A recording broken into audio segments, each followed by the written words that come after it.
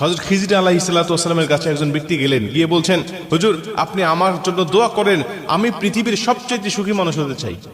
খিজির আলাইহিস সালাতু ওয়াস সালাম বলছেন, দেখো তোমাকে ওইভাবে আমি দোয়া করতে পারি না, তবে আমাকে তুমি একজন মানুষের উদাহরণ দাও যে মানুষটা পৃথিবীর সবচেয়ে সুখী, আমি তার মতো হওয়ার জন্য তোমার জন্য দোয়া করতে পারি।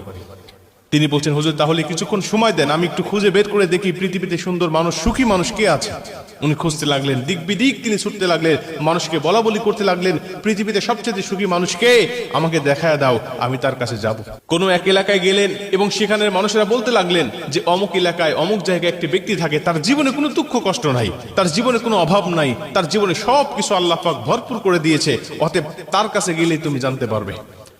ওনার কাছে গেলেন, গিয়ে বলছেন, আচ্ছা আমি শুনলাম আপনি পৃথিবীর সবচেয়ে সুখী মানুষ, ঘটনা কি সত্য নাকি এর মধ্যে কিছু লুকায়িত আছে? মুসলমান ভাইরা আমার মনোযোগ দিয়ে শুনে নেন।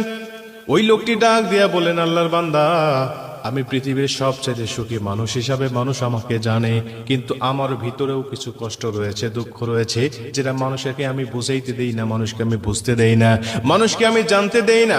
আমাকে আল্লাহ পাক ধন সম্পদ দিয়েছে, সুন্দরী নারী দিয়েছে, গাড়ি দিয়েছে, বাড়ি দিয়েছে, সব কিছু আমার আছে, কিন্তু আমার আল্লাহ পাক আমাকে দাম্পত্য জীবনে অসুখী করে রেখেছে।